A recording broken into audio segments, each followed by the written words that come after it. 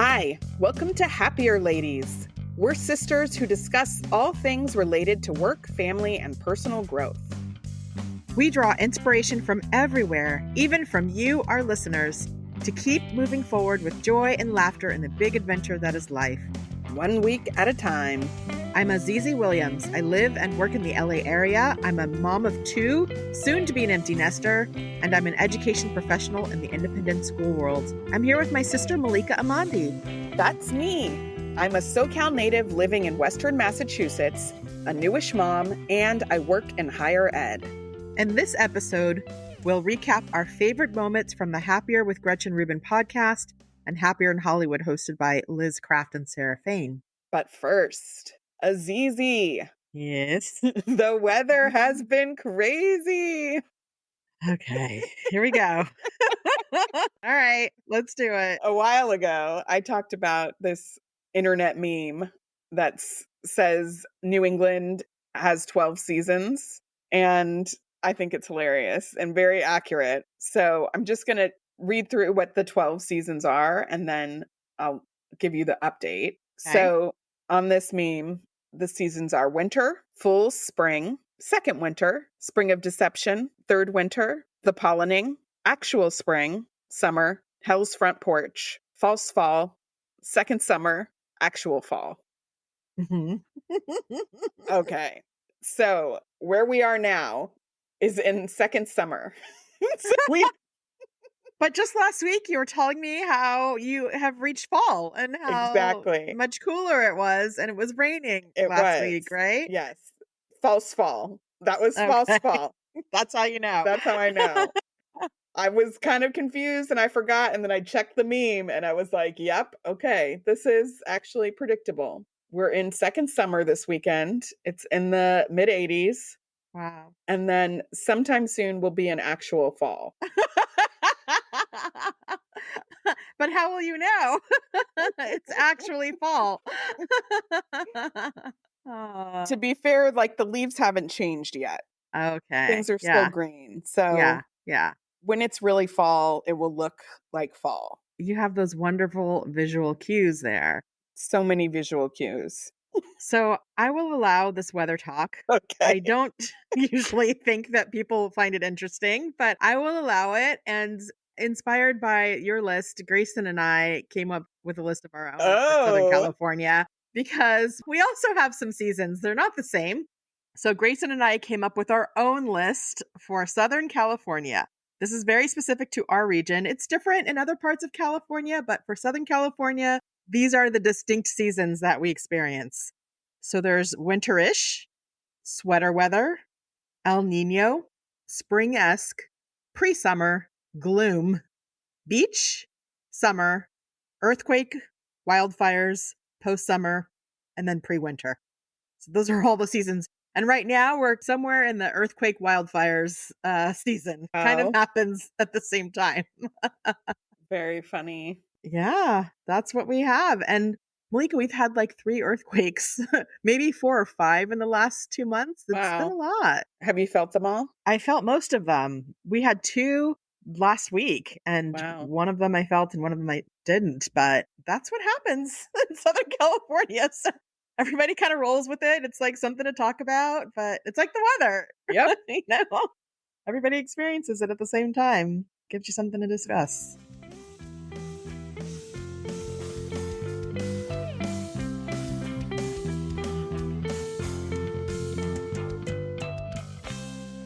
So Azizi, what happened on Happier and More Happier? On Happier, focusing on episodes 498 through 499. On More Happier, the title was The Fun of an Unexpected Gift, Dallas Cowboys Cheerleaders, and Herding the Cats During Holidays.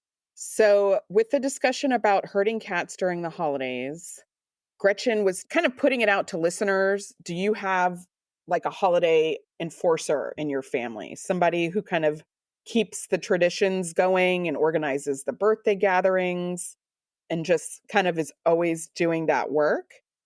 And it made me think of this conversation I heard on another podcast called Motherhood in Black and White, where they were talking about this phrase called kinkeeping. Mm. which was coined by this sociologist in the 80s. I'll put a link to their episode and her article in the show notes. But she created this phrase called kinkeeping. It kind of replaces the idea of homemaking, but it's a little bit more because it's like dealing with the domestic space, but also kind of who builds community within the family, like the extended family, and makes sure that there are reunions and birthday gatherings and gift giving Mm. and all of those logistics. And part of their conversation on this podcast was around how it's often women who do this role in the family, and it's often kind of invisible work that's actually very difficult work. Right. But it was just a fascinating conversation. And I feel like in our family, you're one of the main kin keepers now. Mhm. I would agree. It's amazing how it just sort of happened. There was no ceremony or, passing of the baton formally. All of a sudden, I found myself doing that, and maybe it has to do with the fact that I'm the oldest daughter in the Mm-hmm. family, but it was mommy, and sometimes it still is. Like, we definitely keep in touch and connect with each other. Mommy has a long tradition of being very involved in the family reunion that we Yeah. talked so much about, the Summer of Soul. So, like, on a big level, keeping the whole family together is really important to her, and she's always been the one to kind of host things and organize things, but I have taken on more of that lately. It's true. What about you, Malika? What happens in East Hampton? Well, I guess it's a little different because the extended family that we have here is not my direct family, but I do play some of this role in the holidays. Yes. At least asking the question, like, where are we going to do this holiday? Are we going to go over to their house or they're going to come over here? And then I did last year host some things at our house that I like Mm. volunteered. Mhm. It is nebulous. I wouldn't say we're really on top of birthdays. I think for Norm's family, birthdays are not as important Mm. as they were in ours. So Mhm. it's kind of a little bit fluid, but within our nuclear family, I'm kind of the bridge that makes sure we're having like play dates and meeting up with other couples and kind of all Yeah. of that thing is my efforts. And there is some benefit to it because you want it to be recognized. Yeah. And when you're planning it, you have more control over how it Yes. happens or when it happens. So there's definitely a benefit, but there is also a labor to it. And I noticed. So it's interesting because now that the children are older, and I know Gretchen and Liz have talked a lot about this also, like how traditions change and that's just inevitable and kind of rolling with that. So as the kids have gotten older and you moved away and, there's all these changes, it's easier for things to slide and it's Mhm. easier for you to just not notice that you're no longer doing that thing that you used to love to do as a family. And when Grayson and I got together, moved in the house, we hosted a lot of things. And now that Ilea's gone, Sinai has her own social life. Grace and I will often just plan to go somewhere. And the last few like minor holidays, like, Memorial Day or Labor Day or 4th of July, my parents have reached out to say, "Hey, what's going on? What are we doing?" And Mm. I'm like, "Oh, we're going to Disneyland," or Grayson and I are at the beach. We're doing this other thing. And it dawned on me like, "Oh, I should be planning a family thing. This is when we used to do things together." So I definitely have put that back on my radar to think about how I'm including and inviting the whole family into some of these minor holidays. It doesn't have to be all of them, but I definitely don't want to lose that tradition. Yeah. I will say the one thing that Sinai contributes to the Ken keeping, I don't know if you've noticed this, Malika, but for the last like 2 years, her thing every time we're taking a group photo is to say a jumping photo. Oh, that's so funny. So we do have these attempts at jumping photos now. And it's like her contribution to any gathering is to suggest a jumping photo when we're taking pictures. That's It's very funny. sweet. I made Ilea and her roommates take a jumping photo when I helped her move in. That's funny. They're Uh, special. I guess so. It was not a thing I ever thought about until Sinai brought it. That's funny. So Gretchen mentioned this in part or one of the aspects of her being the enforcer and her family was she was acknowledging that now with her new lake house that they're going to be hosting a lot more. And so it kind of falls on her additionally because she's going to be Mm, maybe the hub of a lot of family activity. yeah, And I just have to say, I'm so excited for the lake house. me too. That sounds beautiful. It sounds Right? like such a great project to just dig into, start new traditions around Yes. that. I'm It's excited to lovely. keep hearing about it and how it's evolving and her kayaking. And it just seems like such a nice and soothing place. Yeah, I keep thinking, Malika, is there like a lake house near you that we should be renting and staying in together? Like, go find a lake house for us, Malika. Like, Oh, I'll look into it. okay, good. There certainly is water around. There's a lot of water. There's got to be some houses on lakes out Yeah. there. It's beautiful. Episode 498, Don't Volunteer to Bring Bad News. And listeners suggest great tips for accountability and pairing. What stood out for you in this episode, Malika? So their kind of advice about don't volunteer to bring bad news reminded me of a situation where the opposite was true. So, Hmm. and as Gretchen says, the opposite of a profound truth is often true. So, their context was kind of don't volunteer to bring bad news. Like, if the news is inevitable and people are going to find out, don't make yourself the one that says that thing. Right. Why put that on yourself? And sometimes it's just better for people to find out naturally that something isn't going to work out or whatever happens. So I was thinking about a situation recently. My close friend, her father passed away very suddenly, and she was in a situation, her and her mom were overwhelmed having to communicate this to their family and friends.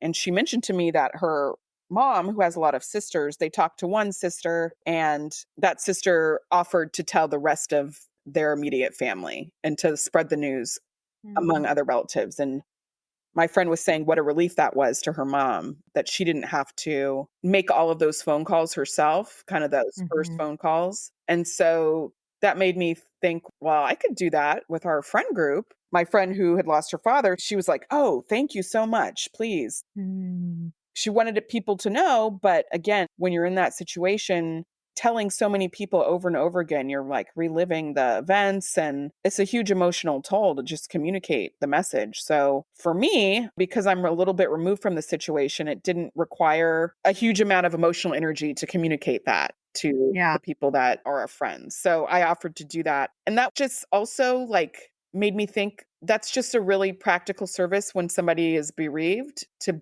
offer Mm, to be the communicator of that hard news.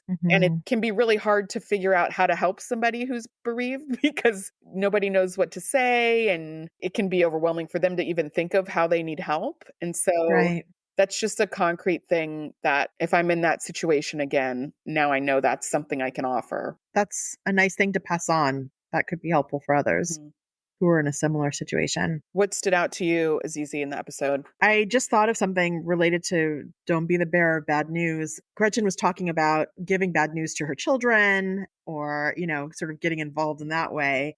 And I kind of think as parents, we try to soften the blow for them because we don't Mm, want to see our children be hurt. Right? That's like the worst thing. You don't want to see your child be hurt or disappointed. And so you kind of want to get ahead of it or help them prepare ahead of time. But of course, as they grow and they are adults, they can handle more and can cause more anxiety for the parent to bring up something that could go wrong. I definitely fall into that trap. And for example, right now, Sinai is going through a scholarship process that is kind of intensive and requires many rounds of interviews. And it's taking everything in me to say, now you might not get it. mm, This is like, we're putting a lot into it, but are you okay with it if it doesn't go uh, your way? Like, why? Why would I want to do that? It's because I want to soften the blow and kind of yeah. protect her from life, which is not fair all the time or is unexpected, but it's not helpful. Of course she knows that. Of course she already knows that. So That's like the dream crusher question. it is. But it's also like the what we're going to get into later, which is about giving notes, Yeah, right? Like giving notes ahead of time to kind of help soften the inevitable. Maybe that's a little bit different. It's not the same, but it can feel like that's what you're doing. It's preparing them for something that's, right, that might happen. right. So I don't know. Something else that came up on this episode was Gretchen talking about RSVP etiquette. Mhm. Like, and also how it can help with decision fatigue if you make the choice to make a decision about what you're going to do with this event. And so then you don't have to make the decision again. Like, don't RSVP yes and then reconsider it later because now you're having to make the decision twice. Yeah. Make a decision once and then be done with it. And I am a person who definitely delays with the RSVP. And it's any event, I'm going through so many feelings and emotions and also logistics. And maybe I have three other things and now I have to decide which one Mhm. I want to go to. And so I hold off on RSVPing because I'm having this internal conflict and that's not fair to the person who is hosting. So it was a good reminder to me to try to nip that kind of thing in the bud and just make a choice. Yeah. I feel like there was a time when, at least on evites and things, there would be a maybe category. Like, are you going? Yes, Ah. no, or maybe, which is probably not super helpful for the host, but it gives people that wiggle room that they're Mhm. interested, but they're not committed, which I think is the space that maybe you want to hold, or it is annoying though. I would like that maybe. That would be helpful. I could definitely say maybe all those times that I'm not RSVPing right away.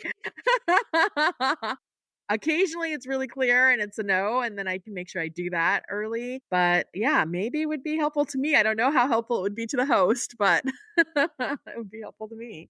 So, have you had any successful pairings lately? Well, I think the kind of standard entertainment while exercising has been good. I did have a pairing gone wrong, which is that Oh. I found an audiobook to listen to so that I could walk during lunch. And then I got so into the audiobook, I could not stop it. And so, I mean, I stopped it to do my work, but like I was putting it on in the car every time I was in the car and then at home. It's funny, I was like lingering in the kitchen, cleaning everything, you know. Everything's extra spotless because you don't want to stop I listening. couldn't put the book down, and then I was, like, up late, later than I wanted to in bed. You know, I have a rule about I usually watch something in bed like Frasier that I've seen a million times so that I can actually wind down and I'm not, like, getting revved up, but I was listening to this audiobook, and it was just, like, keeping me awake and, like, stirring the pot, so, of course, it's fun to be engrossed in a good book, but the tone of this was more intense than I had bargained for.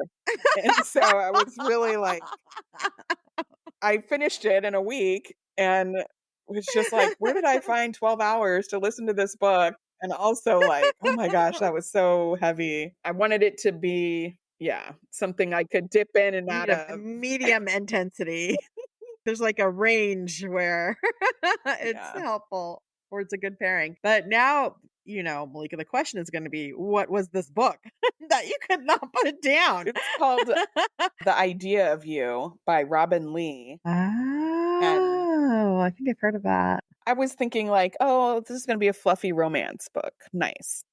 And it was Right. not fluffy. It was Ooh. romance, but there was also a lot of drama and tension, and it's kind of about Wow. this woman in her 40s who kind of on accident with the lead of a pop band that her daughter is obsessed with. Oh my And gosh. Okay, wait, don't say alright. more. So you should put the put the link in the episode Okay. description and everyone you've been warned now. Yeah. If you get into this book, be prepared to walk miles and miles. Maybe you need it. Maybe there's something that you need to get done, like cleaning Yeah, your garage and that's gonna take out 12 hours. yeah, I was also surprised because the author reads the book. It wasn't a voice actor, and she was great. Really great All performance. right, she's got skills. Okay. That's gonna go on my list. I don't know about everybody Get else. ready. I warned you. Okay.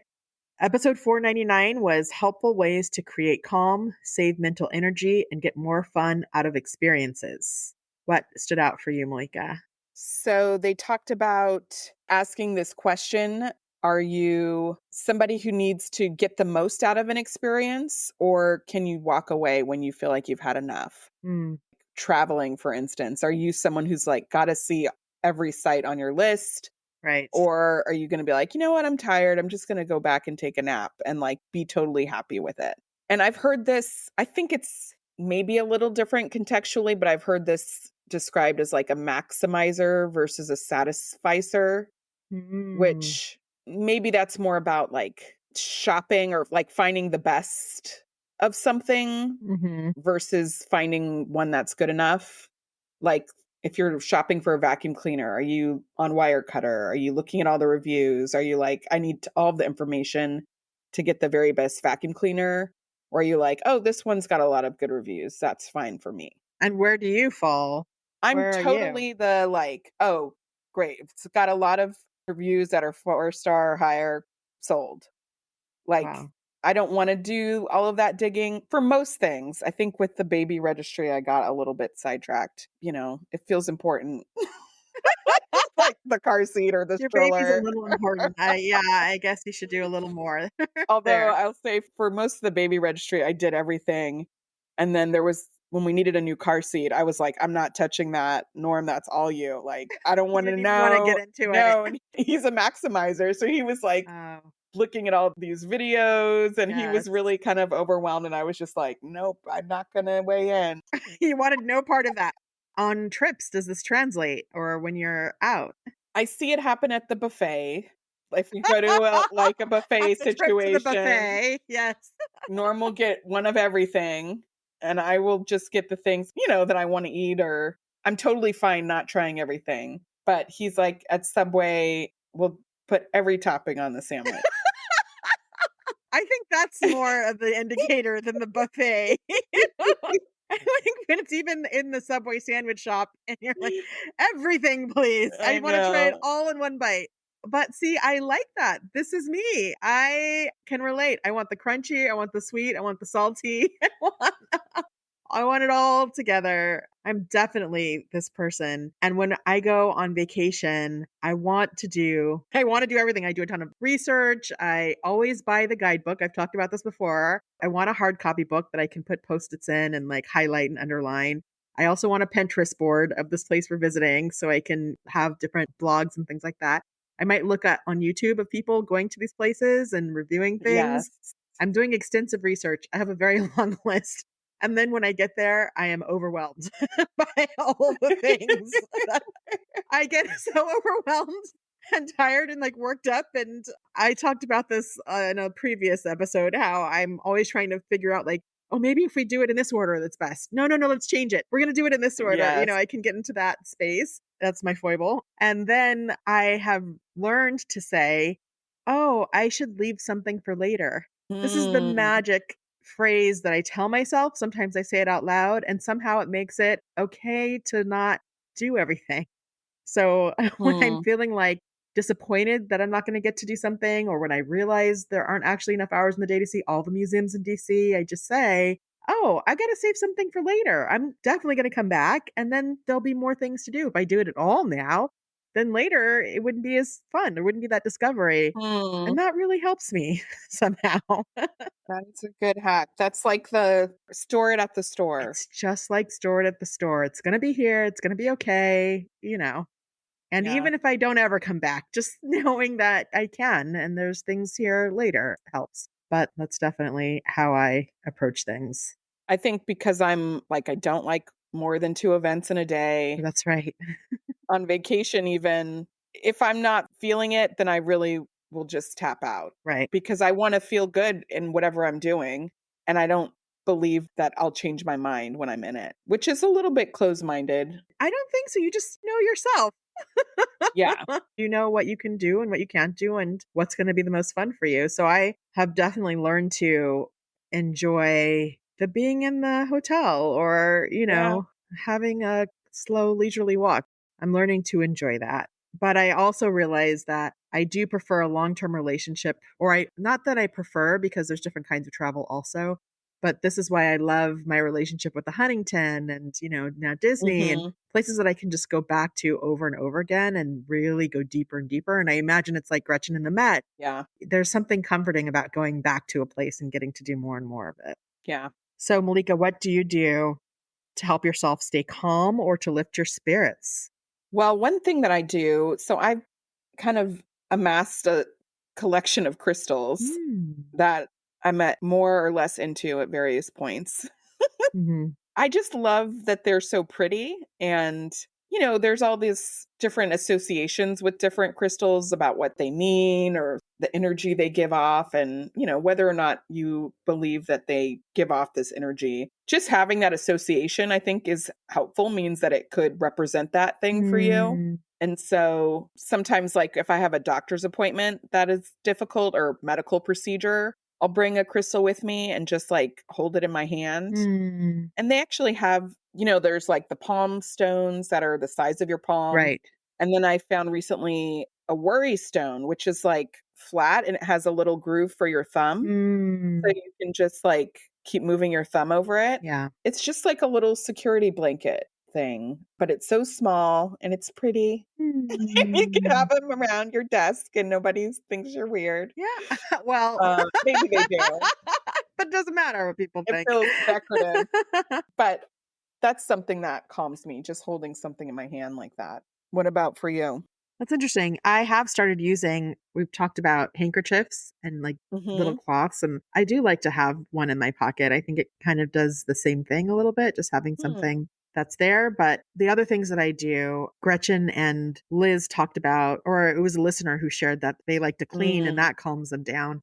And I realize I don't like to clean, but I can watch videos of people cleaning, and that does the same That thing. So that calms is you a down. hack. If you don't actually want to do the cleaning, sometimes watching a YouTube video of someone cleaning, like what's the lady who's in Japan who lives alone and she spends Oh, 90% of yes. her time cleaning? And My name it's is Nami. My name is Nami. It's like raining outside and everything is a pale color that is very soothing. And she's so thorough with her cleaning. It's so soothing to watch a video like that. So I like to do that, but I also like to journal, and also eating high fiber foods calms me Mm. down. Like my stomach and its connection to my body and my emotions and my mood, how I feel is real. And I have learned that eating a salad, eating an apple, just eating something that's more high fiber is going to make me feel better Interesting. even right away. So I make sure to think about what I'm eating and then expressing gratitude. If I Yeah. am worried or if I need to calm down, I think about what I'm grateful for, and that helps me. Yeah. I think for me, I talked about this in a recent episode, like making lists helps me. Yes. I talked about this in a prior episode, like a to done and a thank you list. Right. So, kind of pairing the gratitude with, like, okay, what are the things that I have accomplished today? I took a shower, really easy things. Yes, things that you know you're gonna be able to cross off, so you get to cross it Yeah. off. Well, I was watching surprise, surprise, The Office the other night. An episode came on where it's a great runner. I can't remember what season it is, but Michael is starting his own paper company, Michael Scott Paper Company. Right. And he's made this bold choice. Pam has gone with him. And day one, it's clear that he's spiraling and he's making pancakes and he can't stop making pancakes because he can't move on to the next thing. And he's like completely out of control. And Pam recognizes this and she's like, we're going to make a list. Let's make a Oh, list. We're going to make a yes. list and we're going to put the things and what's on the list. He's like, I made a list. Make breakfast. Excellent. We've done that. Let's cross it off. And then later in the episode, it's Pam who's spiraling, and Michael's like, let's make a list. It's so good. Love a list. Yes, powerful. I do Powerful. too. So Gretchen talked about how when they went to England and describing her travel, she talked about how much she loved moss covered rocks and how it turns out like this is surprising that it's there. It's not a thing that necessarily people get Right. excited about, but in traveling, she appreciated it. And then it just helped her think about how you can sometimes not appreciate the things that are around you. It takes a special trip to kind of appreciate something somewhere else. And it made me think about a time when I went to Arizona to meet up with some folks that I was working with. The folks that I was working with were from the East Coast. This was their first time to the desert and to the desert landscape. Mm. And they were so excited to see cactus. Like, wanted to pull over, take pictures of the cactus. And I was like, oh, I see this all the time. Like seeing succulents and desert landscape is not special, or I hadn't considered it special, but seeing it through their eyes made me recognize how beautiful it really is. Like, there is Mm. something to this. It is a beautiful landscape. So I appreciated that experience to just help me experience through their eyes the wonder of the desert landscape. And also, another thing that we maybe take for granted is peacocks, because in our parents' home and where they continue to live, there are peacocks that just live wild, They are a and nuisance. they have taken over. They like walk around like they own the place, but they're beautiful. they're, they're grand. Anyone who's coming there for the first time and sees a peacock outside on the front porch is like, wow, this is amazing. But it could be easy to kind of become jaded by the peacocks and take it for granted. It's funny, even when I haven't been home in a while, and I was with a friend in New Mexico at this beautiful lavender farm, and there are peacocks that go around, and she was like, "Oh my goodness, the peacocks! I love the peacocks!" And I just was like, "Grr, I don't like peacocks." Like, not even, they're not bothering me now, but I just have this memory of this animosity of like, they're just loud, they wake you up in the morning, they attack people's cats, like. I can't see a peacock without giving it side eye now. Yeah, our relationship to peacocks changed. So my room was in the front of the house, and peacocks would come up onto the roof outside my window. And in the morning, this is what they sound like. Are you ready? Okay, you got Ah, ah, ah. That's what a peacock sounds like in the morning. So when you hear that, like every morning, it is a little yeah, hard to, hold them fondly. yeah. But they are special. Is there any place else that you feel like you've experienced at day versus night that stands out to you? Well, of course, a couple of things. So they were talking about the fair at night, I think, like some Mm, Kansas City place that was really special to them that had a completely different feel at nighttime versus the daytime. And I was thinking about downtown LA is actually really beautiful. Do you know what I'm talking about? Like driving down the 110, yeah, driving yeah, through LA with all the tall yeah. buildings. It's really beautiful. We don't always appreciate it because we're usually stuck in traffic Right. or trying to just get from here to there, but it's got a distinct landscape that's very different at nighttime. And I think I maybe prefer the nighttime landscape. But then, of course, there's Disneyland. And at night, it's amazing. They go above and beyond with the lighting, particularly around the holidays. So, Halloween time and around the winter holidays, so beautiful, so many lights and projections, and just every land has its own special, unique thing that happens at night. Mm, The sounds also sound different. I don't know if it's because there's less people, but each land in Disneyland has its own soundscape. Your senses experience it different at night as you're walking through from land to land. So, highly recommend having a night trip if you can to Disneyland. wow. I know. What about you? Nothing comes to mind here. Okay. Yeah, I mean, out by you, it's just dark It's very at dark, and night. you can see the It's very stars, dark, and you can see the which is stars. nice. I think that's something that just living in a more rural area that I don't get in LA, that you really can see the constellations at night, and it's really cool. Yeah, definitely. I can't see stars at all. I see traffic lights Yeah. at night through my window. So that is really special. It is fun though thinking about soundscapes, and like Hmm. with you giving that peacock demonstration, Yeah, like sorry, everybody, for that. I should have warned you. I just remember, yeah, that's such a normal sound to hear at our parents' house. Like you Right. don't even blink. And here it's cows in Hmm. the distance. Yeah. I won't give you a cow sound, but they're just out there, and it's totally normal to hear cows at any point of the day. So it's cows, but the other thing, and maybe it's because I was there in the summer, the bug sound. Oh yeah. It's so loud. When the girls and I were visiting a college, I think in DC, and we were like, what? Is there a motor running somewhere? What is that? Someone needs to turn that off. There's like an air conditioning, something. It's the bugs. They're loud. I don't know if it's cicadas. I don't know what it is, but that is a distinct soundscape. And then the other thing at your house is at night, it is quiet. Yeah. It's just quiet. It's a lovely no sound or, a lovely turning down of the volume that happens at night that I appreciate. All right, let's take a break. And when we get back, we'll get into Happier in Hollywood.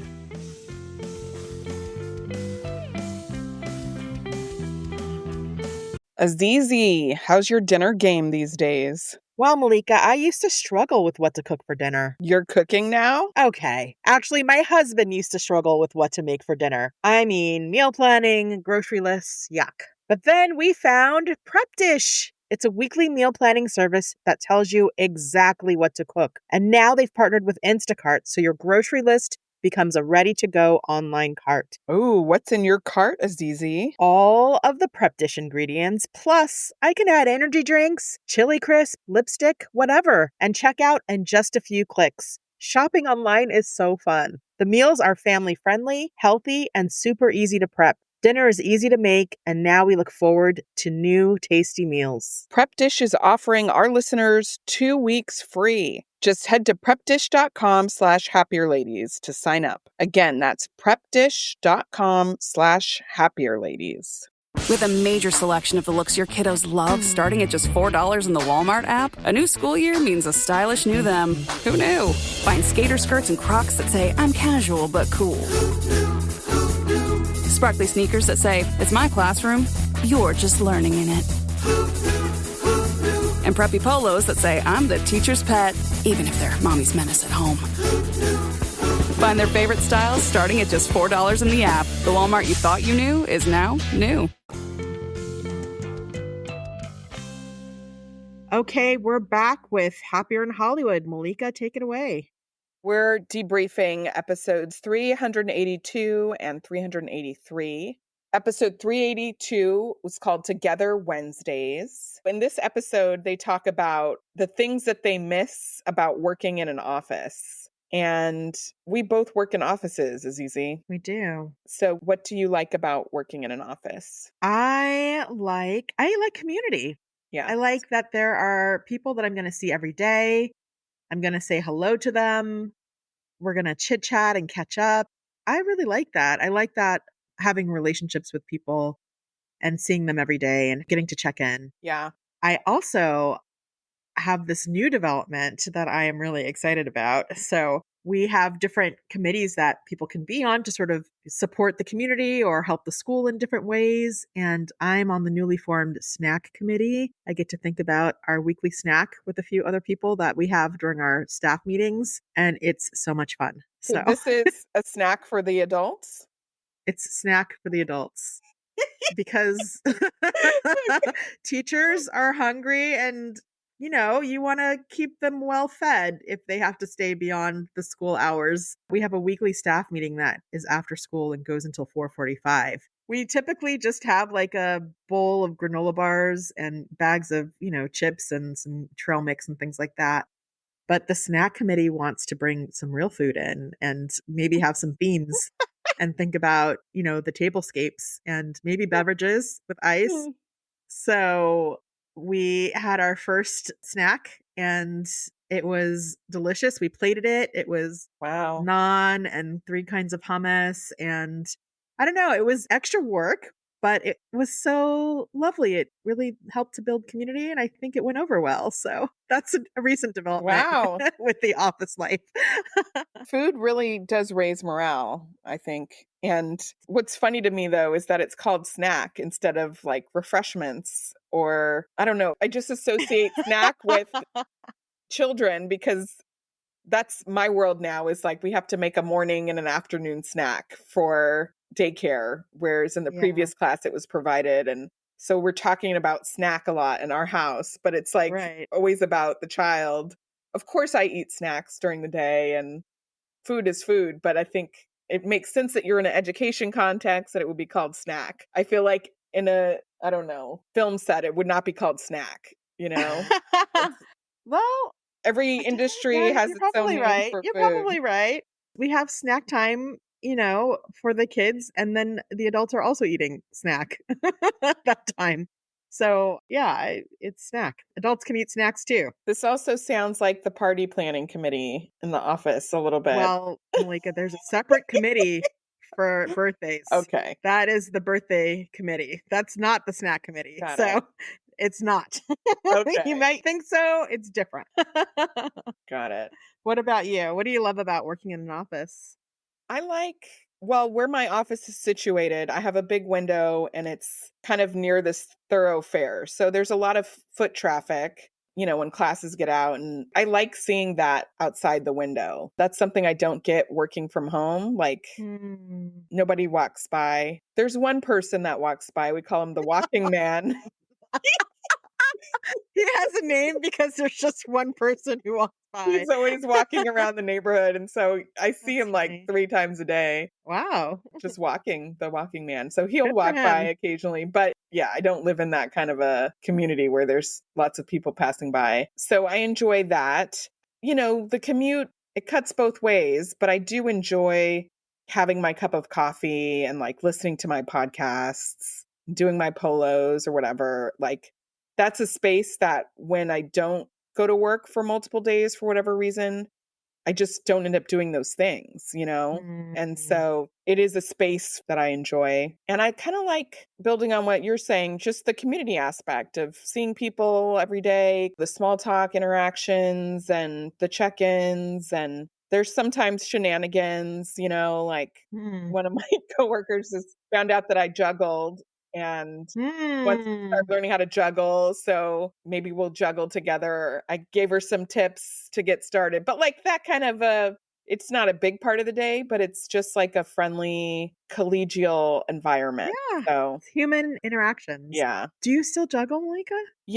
I have the equipment, but I don't do it regularly. This coworker prompted me. I think it came out because we had an icebreaker a long time ago where you had to do 2 truths and a lie. Oh, that's a good one. And that was one that I shared. So she prompted me like, I should be doing this more. So I'm going to bring my juggling balls and keep them at work. Is it like riding a bike? It is like riding a bike. I'm a little rusty, but I'm confident it'll come back fully. So you won't jump into knives right away. I never did knives. I'm really pretty elementary in my juggling skills.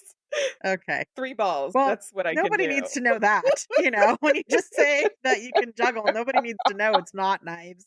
Let's just let people No imagine. knives. That's very cool. In this episode, they talked about birthday month goodies. I think it was Sarah's birthday. And boy, do I love birthday month goodies. I'm sure I talked about it when it was my month of celebrating my birthday, but I will just reiterate. The ones that are especially good are from Sephora and Ulta. And this is a shameless plug. If you have birthday goodies that you love, listeners, please share what they are so that I can sign up for those as well. I'd love to hear from you. What other birthday goodies are there so we can pass them on and make sure to sign up well in advance so that you can take advantage of them? Do you do that? I am not good at this. I've signed up for these 2 because you've told me about them and I just forget to go. And then my birthday passes. Wow. This year I didn't take advantage of any birthday goodies. You're leaving birthday goodies on the table. I know. It would be better if they sent them to your house. That would be better. I don't think it would be better for them. They definitely want to draw you into the store. Maybe you can I don't know, if you signed up with Indigo's birthday or something like that, would you be... I remember that was a listener tip around birthdays, was choosing different days to register your birthday so you could have birthday goodies all year instead of just having to do it all in one day or 1 month. I could see doing it around December and then just using them as gifts, little stocking stuffers. So that's the thing. You don't want the things. I think the last time I did go to Ulta, whatever it was some kind of shampoo that I can't use for my hair anyway. And that was just it. And it's like, well, now I have this in my house. Well, you are so not an overbuyer, Malika. Another case. Okay. Well, let us know. I am interested if there are others that maybe I can make a better effort. Yeah. Next What year. if it was like ice cream or, other things that maybe could be delicious? Okay. All right. So episode 383 was about embracing the heads up. They talked about another writing team they know who starts all of their meetings by doing a meditation together. And that made me think of this professional development workshop that you and I both went to, Azizi, by Bright Morning. Elena Aguilar. Yes. The workshop was about how to facilitate workshops. So everything was very meta. But one of the tools that they had was to, at the opening, is to just start with a individual reflection, which is, how do you want to show up for your learning today? Mm-hmm. So it was just like 5 minutes. They put the prompt up. You could put it in the chat, but they encourage you also to just write it on a piece of paper. And I started doing that in all of the workshops that I was leading at the time, because we just don't have enough time to check in with ourselves. And you really never know where people are coming from. Like Right. when they show up on a Zoom room, like, did they just close out another meeting? So it's nice to kind of create a buffer Yeah. before the icebreaker, where people are literally just taking time to be like, how am I? Those are questions that we don't, speaking of essential questions, that when you really ask and answer them can be very powerful, which is like, how am I doing today? Or how am I right now? And what do I want out of the next hour? I love those moments. It's like a gift. Here's a Yeah. gift of 2 minutes to center yourself and to think about what you need. And it helps to create mindfulness so that you are actually engaging with the material, because, this workshop was on Zoom, but even if it's not, there's so many things that could distract you. It's good that if you had time at the beginning and reminded yourself what you want to get out of it, that might make you pay more attention and participate more. I had someone facilitate a session or sessions, and I noticed that she gives people just a 1 minute. I don't know if she called it a buffer, but here's 1 minute to take care of anything you need to do before we start. It wasn't for the mindfulness or for the, setting an intention, but it was like a gift of 1 minute, acknowledging that you came from something else. Maybe you have this thing on your mind that you need to just jot down. So before we jump in, I'm going to give you 1 minute and then we'll start. It's like, oh, that's kind of cool. That's a cool way to start. I like it. Yeah. So another thing they talked about was setting the meeting. So even when you're not ready to do something yet, just set up the meeting for that result that you want, because that's going to help you get ready instead of waiting until you're ready to make that kind of move when you invite a partner in, or depending on your situation. Right. And I am a huge fan of this, because I think especially in the creative realm, there can be so much like preparing to get ready to begin and like just futzing with something without actually doing it. But if you know there's going to be an audience, then you get it together, and it happens, Right. however imperfect it is. Like, Yes. and it's always imperfect anyway. So I think it's a helpful thing just to sign up, enter the festival, do whatever the thing is that's going to then make you do the work. And I used to do this with my coaching business when I had professional development workshops that somebody was hiring me to do, but maybe the timeline was kind of loose to develop the content, or it was so far away, it just felt like I don't have any energy to get this going sooner. I would just immediately set a rehearsal date that I would invite people to before I had created anything. And then I knew I had to have it together by that big date, because people were like, they got the Zoom link already, or Right. whatever it was. Something's going to So- happen. Exactly. It's going down. Yeah. And I did that, I think, when I applied for my current position, I had to do like a presentation as a part of my interview. I didn't know that that was coming, but then it was like, okay, the next step is you deliver this content on this day next week. And so I was like, oh, okay. And so the first thing I did was I reached out to my niece, your daughter, Ilea, who's in college. And I was like, okay, get 4 of your friends together. I'm going to give you a workshop on this thing. I'm not sure what it is, but be That's here at this right. time. And she was like, okay. And they did. And that really helped me get ready. I remember that. Yeah, the dress rehearsal. It's interesting, it just occurred to me, we do this with students. We call it performance tasks. And if you're studying a topic, you want a moment where there's going to be some kind of performance. So then they have to distill the knowledge that they've learned, and it makes it feel real. It's like urgent. It makes it urgent when there's an audience, even if it's another class or a few teachers from other classes and some parents that you pull together. Just having that performance task of now you have to share in this way makes it more real. And it feels like, oh, this is why we're doing this. This is why we're learning this, so that we can, pass on the knowledge or share with others. But I also am a fan of this. And I've been thinking about writing this paper, something about my educational experience. And It's on my 24 for 24, and I have a draft that I did over the summer, but I'm having a hard time just like moving it to real. And Mhm. there's a conference that's coming up, and it's a conference for other people who are in my role and, other educators. And there was a call for proposals. And I thought this could be a good way to move this work forward. If I sign up to present about it, then Yes. I will finish it.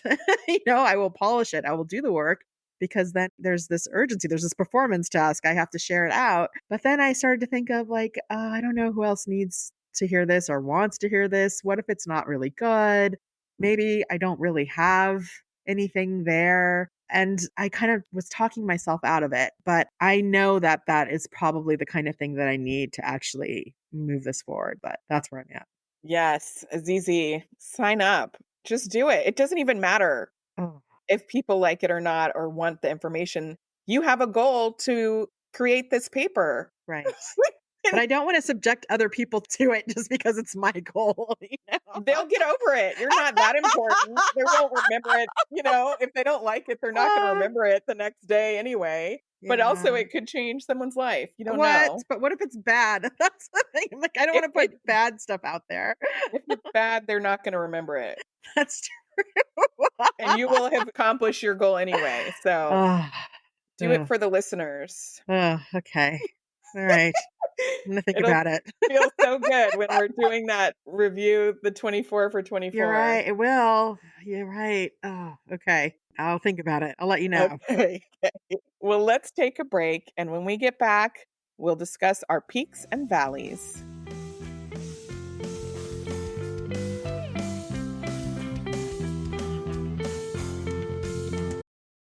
This episode is brought to you by Nespresso and Samra Origins by the Weekend Coffee Collection. Introducing Samra Origins. My collaboration with Nespresso is a connection to my roots, to my mother, Samra. Coffee that hits the right notes. It transports you. Crafted with unique notes and bold, soaring flavors. Experience a taste that moves you. Nespresso and Samra Origins. Discover more at Nespresso.com. We're back with peaks and valleys because in life there are always peaks and valleys. This is an odd episode, so Malika is up with a peak. All right. So this week I have been solo parenting. Norm is on a work trip and I'm in the middle. I'm in the middle. You're in the middle. No, I'm almost done. I've got 2 more days. It's a lot. I mean, shout out to all of the solo parents or single parents. Like, it's so much work. Yeah. And I am privileged that this is not my everyday. This is just a week. But the peak is that I had some work commitments that conflicted with when I would need to pick up Indigo from daycare. And I was able to ask a friend, somebody I didn't know 2 years ago. She was able to pick up Indigo. And then another friend was able to pick up Kermit from his activity. Kermit the dog. My dog from his daycare. Yeah. I was like, can he even go? Like, this is obviously not critical things, but I also don't really have time to walk him right now. Right. So I was like, I really want him to go to his daycare.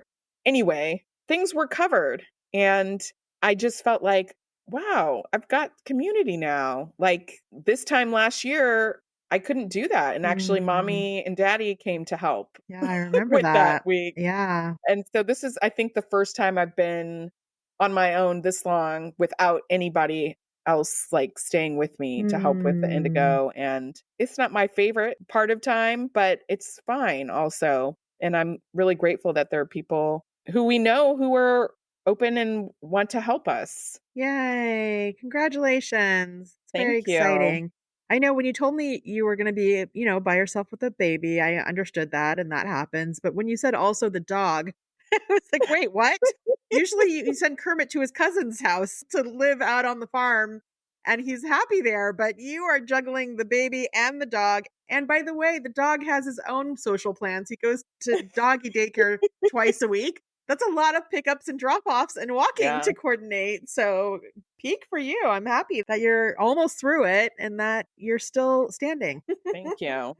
It would be simpler without the dog. But I like having him around. Yeah. I don't like that empty house feeling when he's gone. Right. And Norm is also gone. So, Yeah, and I the get baby's it. asleep. So, That's nice. I not get that that. he does anything. He's got a loud bark, though. He would bark if somebody Not always came at the in. right times. Yes, it's true. We love Kermit. We love Kermit. What's your valley, Azizi? Okay, my valley might be familiar to others who are owners of printers. I am the owner of a printer, and for some reason, the thing I hate most is replacing the ink in the printer. I don't know why, but so I don't know, like 3 or 4 months ago, we started to get a warning sign that the printer was low on ink. And then I just hit bypass every time. Oh, Like, boy. there's a way to just ignore it. Like, it'll still print. There's still a little bit of ink left in there. It's okay. Well, I'll do that later. And then finally, as my daughter's getting ready for this interview, she's got to print out her resume. The interview's the next day. And the printer's like, no, I told you. I gave you warnings for 3 months and you ignored me. And now I'm not printing. And it was like, wow, printer, you're right. It was me. I had lots of time to order that ink and replace it, and I did not. So that's my valley. We had to make other plans for her to get this thing printed, and we did. And I ordered the ink, and now tell me how long it'll take me to actually put the ink in the printer. Because the ink is in the package by the front door. So I'm saying this out loud so that I will actually today now replace it. But for some reason, that task just feels like too much. That's funny. The next time you need to print something, you'll put that ink in. Yes, at least it's in the house now. Yeah. Well, that brings us to the end of our episode. Azizi, let's leave on a happier thought. What are you going to try this week? Birthday month goodies, Malika. I gotta look at my list again and see what I'm missing out there. I might do a little poking around to see if there's more I can put on the list. What about you, Malika? I want to think a little bit more about my work rituals, the things that I like doing in the office. Well, that sounds a lot more important than mine. So good for you. We have some balance between the two of us. Well, thank you so much for listening to this episode. You can find our show notes in the episode description. If you like us, please give us a 5-star rating, review us, and tell a friend. And don't forget to follow us. Send us a message at happierladies@gmail.com and tell us something you liked about Happier and Happier in Hollywood this week. Our show was edited by Magnus Bjorgum, and our theme music was created by Wyatt Munfee. You can find us on Instagram at happierladies and on the web at happierladies.com. All right, Malika, have a happier week. Have a happier week, Azizi. Bye. Bye.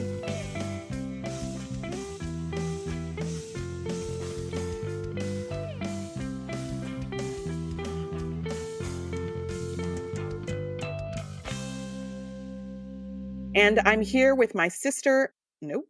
And a new. Okay, that's me. I'm. Okay. This podcast is part of the Sound Advice FM network. Sound Advice FM, women's voices amplified.